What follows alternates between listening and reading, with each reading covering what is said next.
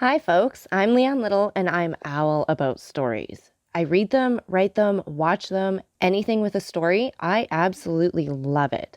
I especially love sharing them with other people, and what better way is there to start than with the classics? They're classics for a reason, right?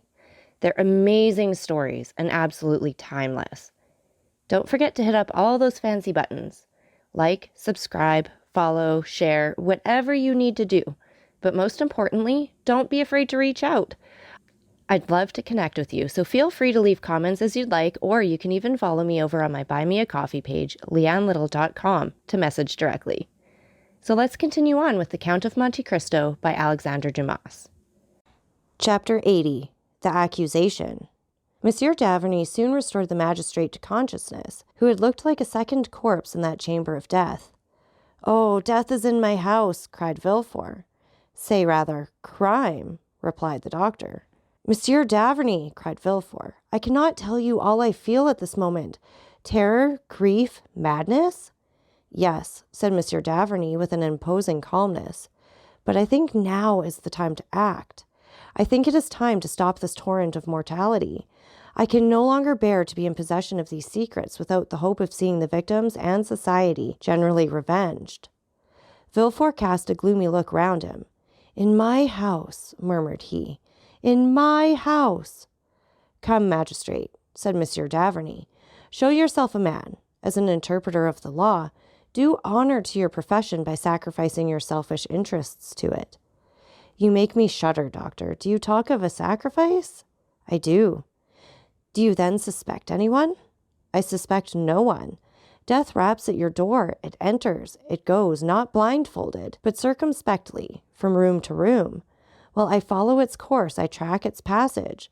I adopt the wisdom of the ancients, and I feel my way. For my friendship for your family and my respect for you are as a twofold bandage over my eyes. Well?" "Oh, speak, speak, doctor. I shall have courage." "Well, sir, you have in your establishment, or in your family, perhaps, one of the frightful monstrosities of which each century produces only one. Locusta and Agrippina, living at the same time, were an exception, and proved the determination of Providence to effect the entire ruin of the Roman Empire, sullied by so many crimes. Brunhilde and Fredegund were the results of the painful struggle of civilization in its infancy, when man was learning to control mind, were it even by an emissary from the realms of darkness. All these women had been, or were, beautiful. The same flower of innocence had flourished, or was still flourishing on their brow, that is seen on the brow of the culprit in your house." Villefort shrieked, clasped his hands, and looked at the doctor with a supplicating air. But the latter went on without pity. "Seek whom the crime will profit," says an axiom of jurisprudence. "Doctor," cried Villefort, "alas, doctor, how often has man's justice been deceived by those fatal words? I know not why, but I feel that this crime—" "You acknowledge, then, the existence of the crime?" "Yes, I see too plainly that it does exist, but it seems that it is intended to affect me personally. I fear an attack myself after all these disasters." "Oh, man," murmured d'Averny, "the most selfish of all animals, the most personal of all creatures, who believes the earth turns, the sun shines, and death strikes for him alone. An ant cursing God from the top of a blade of grass, and have those who have lost their lives lost nothing? Monsieur de Saint-Méran, Madame de Saint-Méran, Monsieur Noirtier." "How, Monsieur Noirtier?" "Yes, you think it was the poor servant's life that was coveted? No, no, like Shakespeare's Polonius, he died for another. It was Noirtier the lemonade was intended for. It is Noirtier, logically speaking, who drank it. The other drank it only by accident, and, although Barrois is dead, it was Noirtier whose death was wished for." "But why did it not kill my father?" "I told you one evening in the garden, after Madame de Saint-Méran's death. Because his system is accustomed to that very poison, and the dose was trifling to him, which would be fatal to another. Because no one knows, not even the assassin, that for the last 12 months I have given Monsieur Noirtier brucine for his paralytic affection, while the assassin is not ignorant, for he has proved that brucine is a violent poison. Oh, have pity, murmured Villefort, wringing his hands. Follow the culprit's steps. He first kills Monsieur de Saint-Méran. Oh, doctor, I would swear to it. What I heard of his symptoms agrees too well with what I have seen in the other cases. Villefort ceased to contend. He only groaned. He first kills Monsieur de Saint-Méran, repeated the doctor. Then Madame de Saint-Méran, a double fortune to inherit. Villefort wiped the perspiration from his forehead. Listen attentively. Alas, stammered Villefort, I do not lose a single word. Monsieur Noirtier, resumed Monsieur d'Averny in the same pitiless tone, Monsieur Noirtier had once made a will against you, against your family, in favor of the poor. In fact, Monsieur Noirtier is spared because nothing is expected from him. But he has no sooner destroyed his first will and made a second, then, for fear that he should make a third, he is struck down. The will was made the day before yesterday, I believe. You see there has been no time lost. Oh, mercy, Monsieur d'Averny.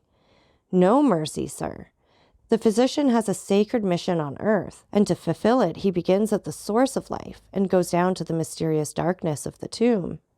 When the crime has been committed, and God, doubtless in anger, turns away his face, it is for the physician to bring the culprit to justice. Have mercy on my child, sir, murmured Villefort. You see it is yourself who have first named her, you, her father.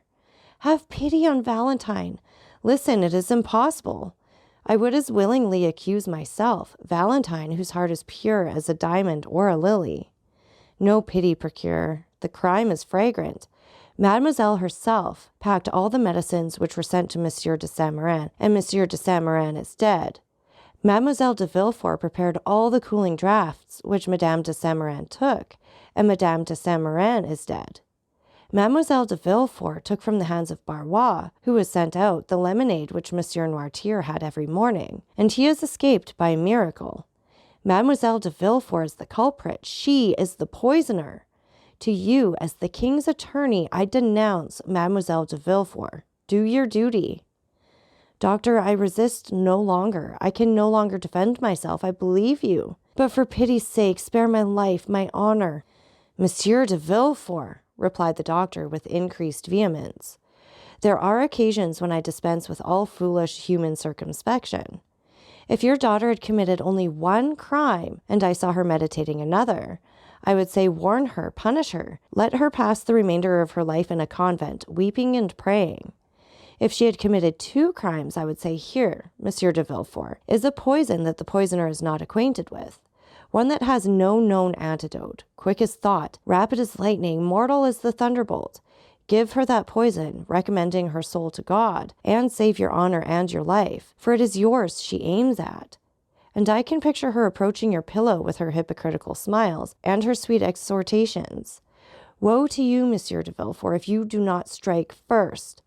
This is what I would say had she only killed two persons, but she has seen 3 deaths, has contemplated 3 murdered persons, has knelt by 3 corpses. To the scaffold with the poisoner, to the scaffold. Do you talk of your honor? Do what I tell you, and immortality awaits you. Villefort fell on his knees. Listen, said he.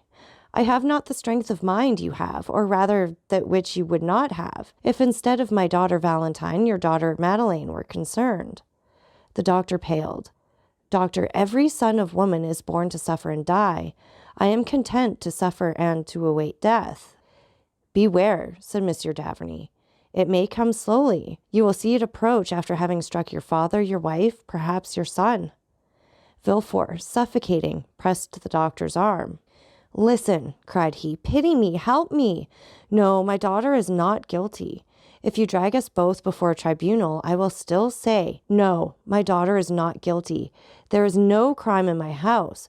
I will not acknowledge a crime in my house, for when crime enters a dwelling, it is like death. It does not come alone. Listen, what does it signify to you if I am murdered? Are you my friend? Are you a man? Have you a heart? No, you are a physician. Well, I tell you, I will not drag my daughter before a tribunal and give her up to the executioner. The bare idea would kill me, would drive me like a madman to dig my heart out with my fingernails. And if you were mistaken, doctor, if it were not my daughter, if I should come one day, pale as a spectre, and say to you, assassin, you have killed my child, hold, if that should happen, although I am a Christian, Monsieur d'Averny, I should kill myself. Well, said the doctor after a moment's silence. I will wait. Villefort looked at him as if he doubted his words. Only, continued Monsieur d'Avrigny, with a slow and solemn tone, if anyone falls ill in your house, if you feel yourself attacked, do not send for me, for I will come no more. I will consent to share this dreadful secret with you, but I will not allow shame and remorse to grow and increase in my conscience, as crime and misery will in your house. Then you abandon me, doctor? Yes, for I can follow you no further, and I only stop at the foot of the scaffold. Some further discovery will be made, which will bring this dreadful tragedy to a close. I entreat you, doctor. All the horrors that disturb my thoughts make your house odious and fatal. Adieu, sir. One single word more, doctor. You go, leaving me in all the horror of my situation, after increasing it by what you have revealed to me. But what will be reported of the sudden death of the poor old servant? True, said Monsieur d'Avrigny. We will return. The doctor went out first, followed by Monsieur de Villefort. The terrified servants were on the stairs and in the passage where the doctor would pass. Sir, said d'Avrigny to Villefort, so loud that all might hear, poor Bavois has led too sedentary a life of late. Accustomed formerly to ride on horseback or in the carriage to the four corners of Europe, the monotonous walk around that armchair has killed him. His blood has thickened. He was stout, had a short, thick neck. He was attacked with apoplexy, and I was called in too late. By the way, he added in a low tone, take care to throw away that cup of syrup of violets in the ashes.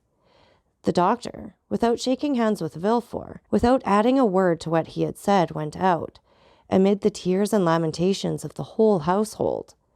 The same evening, all Villefort's servants, who had assembled in the kitchen and had a long consultation, came to tell Madame de Villefort that they wished to leave.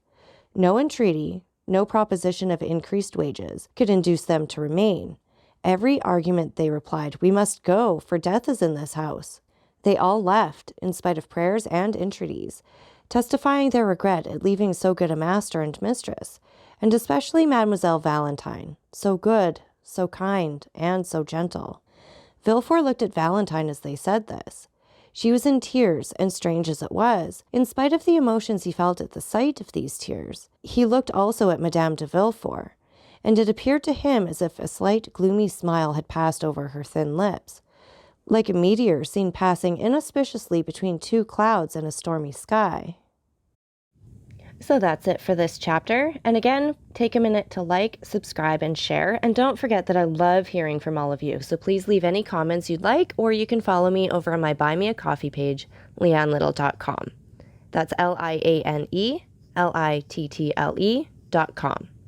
And thank you so much for listening. Remember, it's Owl About the Story. Have a great day.